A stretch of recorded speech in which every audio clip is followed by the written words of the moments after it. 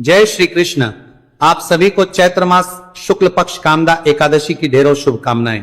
प्रिय दर्शकों, आज के इस वीडियो में हम बात करेंगे कि चैत्र मास के शुक्ल पक्ष की एकादशी किस दिन है, व्रत कब किया जाएगा, सूर्य के मुख से एकादशी कब होगी, चावल नहीं खाने का जो नियम है वो किस दिन पालन होगा, 2 दिन नहीं खाने हैं या केवल एक ही दिन।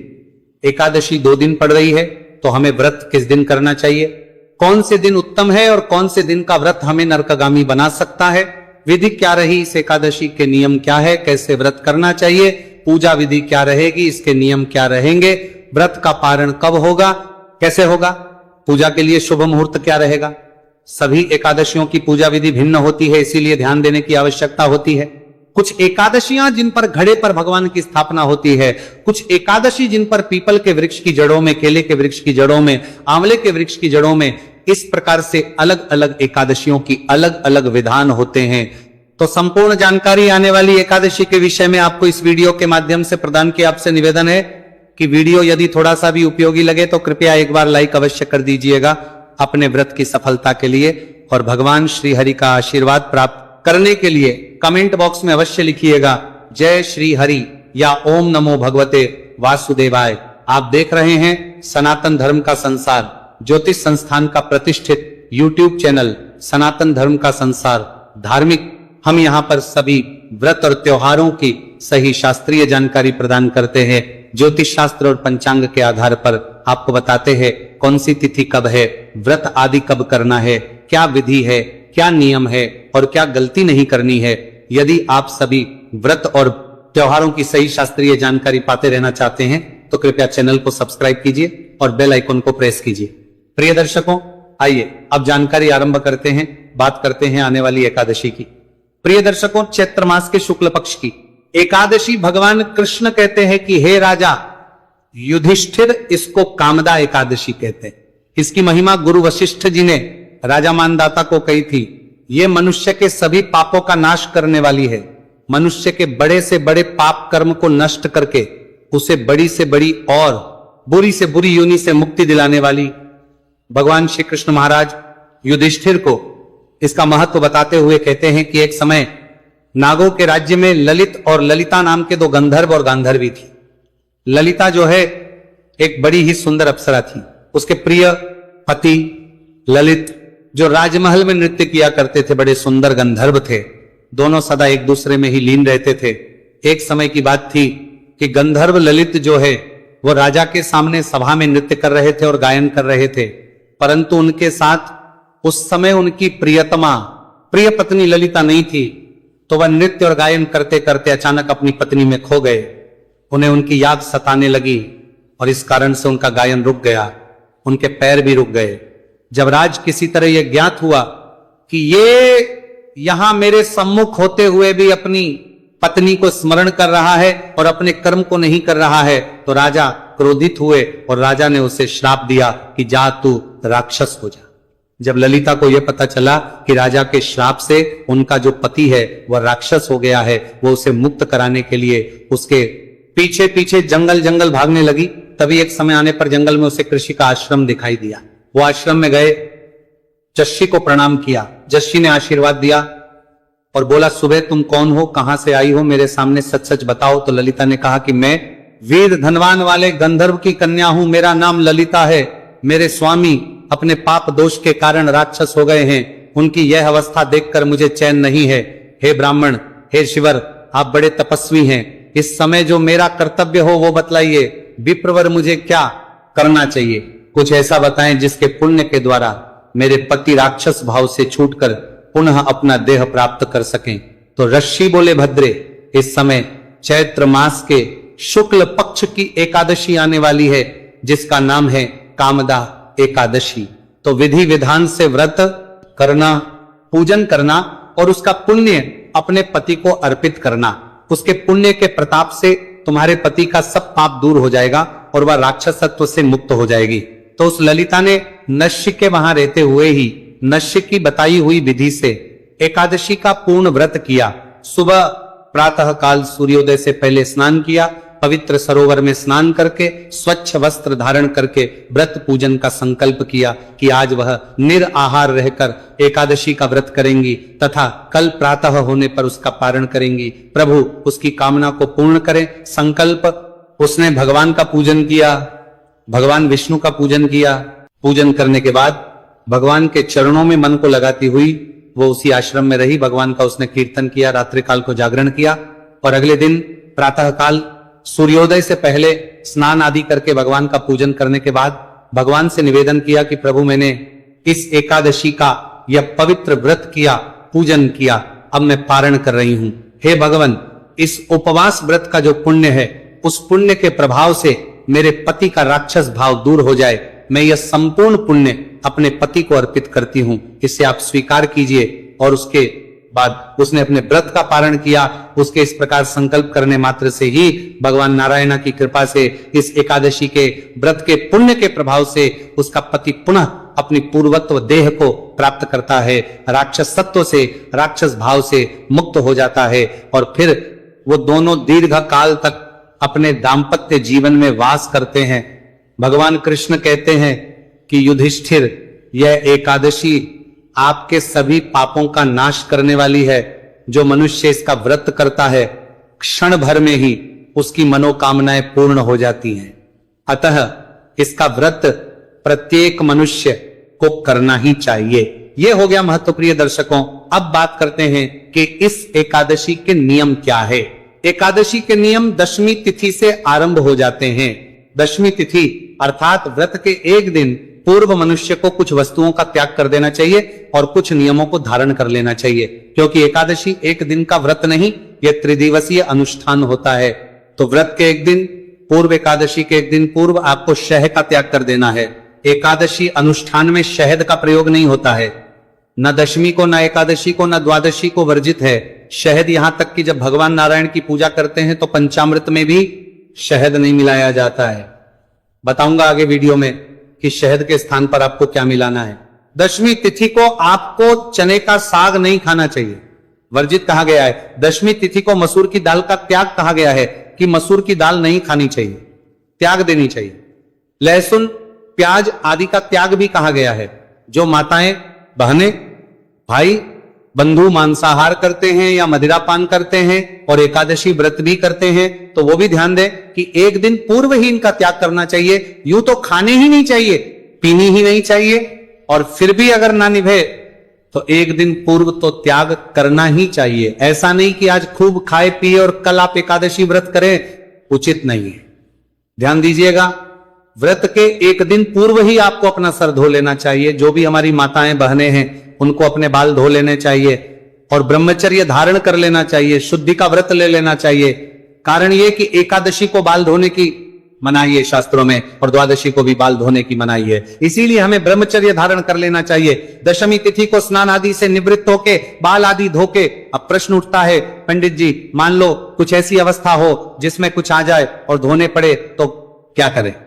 अगर कोई इमरजेंसी ऐसी आती है कि पूजा पाठ के लिए हमें धोने पड़े हैं, एक दिन पूर्व किसी कारण से नहीं हो पाए, तो उस अवस्था में जो बाल धोने का जल होगा ना, उसमें थोड़ा सा कच्चा दूध मिला लीजिएगा और उससे बाल धोइएगा।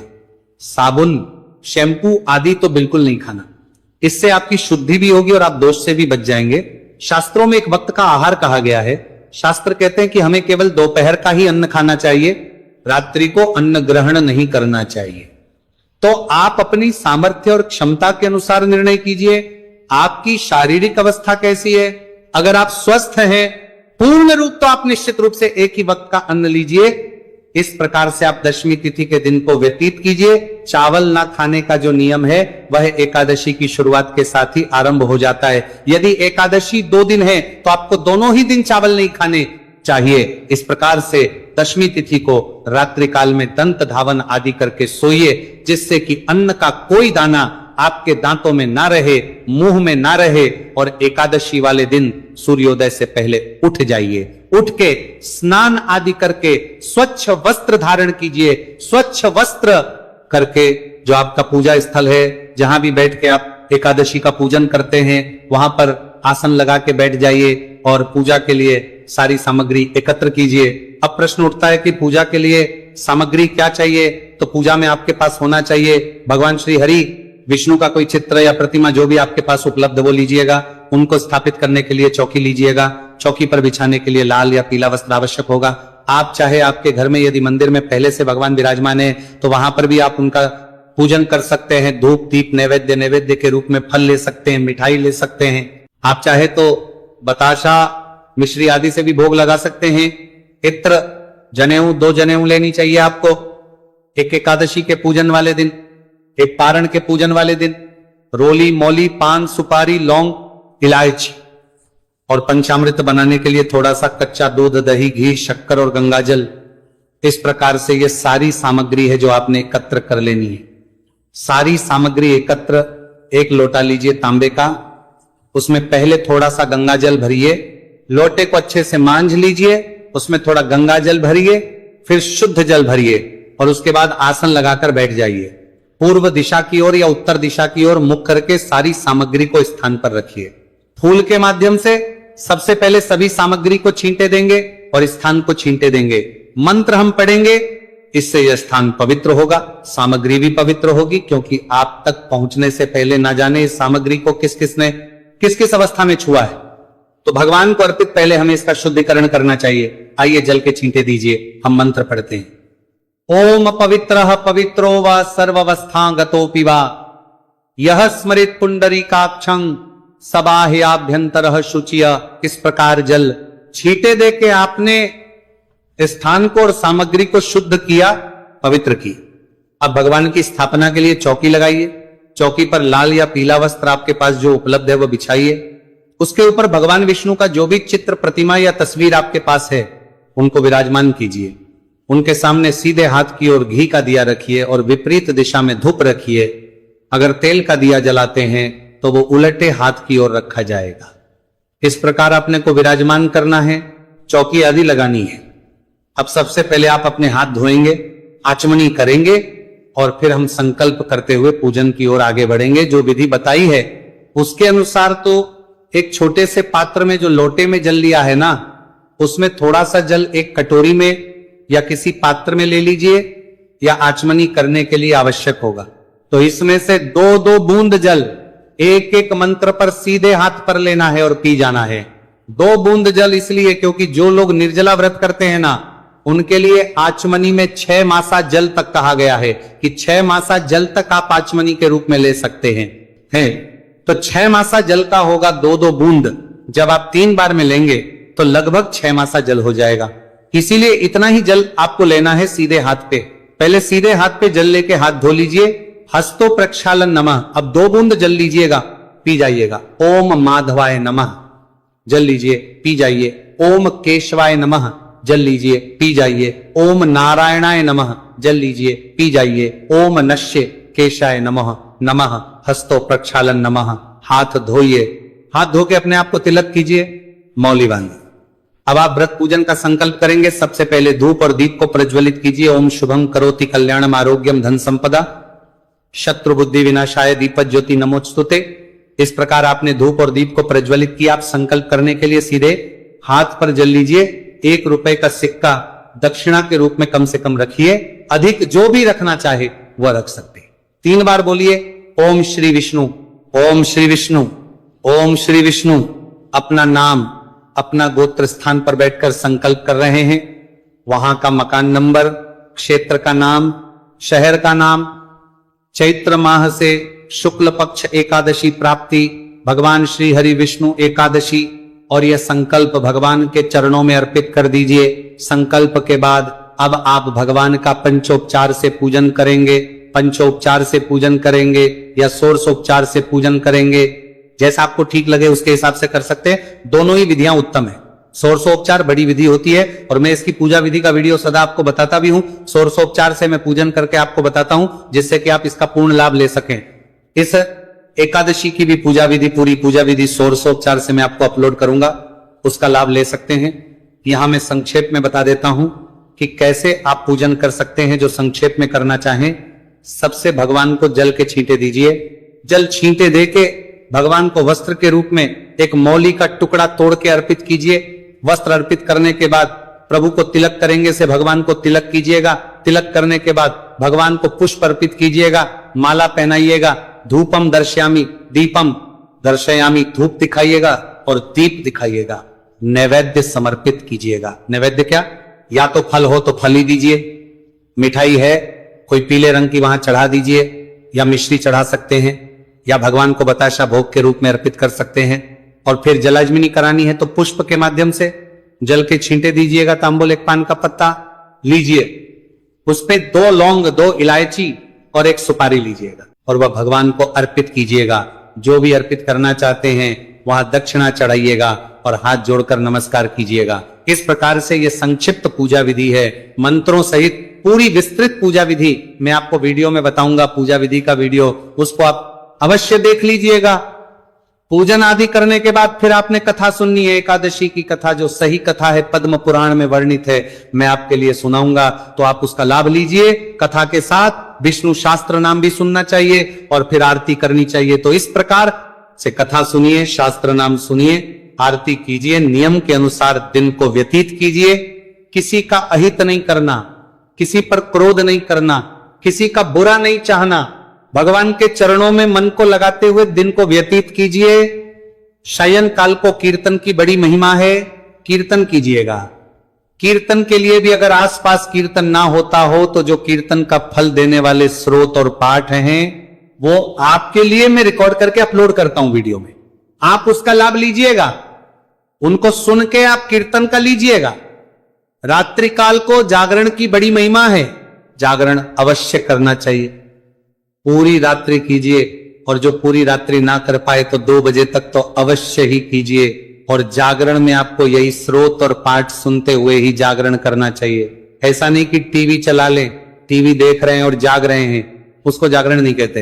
ये स्रोत और पाठ सुनते हुए जागरण कीजिए, आपको उसका पुण्य फल अवश्य प्राप्त होगा। आहार की बात करें तो फल, आहार के साथ आपको ये व्रत करना है। आपको अन्न का सेवन नहीं करना, नमक का सेवन नहीं करना चाहिए। फल आहार करते हुए दूध आदि लेते व्रत को कर सकते हैं। अगले दिन सूर्योदय के बाद व्रत का पारण किया जाएगा। सूर्योदय से पहले स्नान आदि करके स्वच्छ वस्त्र धारण करके और भगवान की पूजा कीजिए। मैं पारण का विस्तृत वीडियो भी आपके लिए अपलोड करूंगा, जिसमें पूजा विधि बताऊंगा, उसका लाभ लेते हुए पूजन कीजिए और फिर आप नियम से पालन कीजिए। अब प्रश्न उठता है कि इस एकादशी का व्रत हमें करना कब है?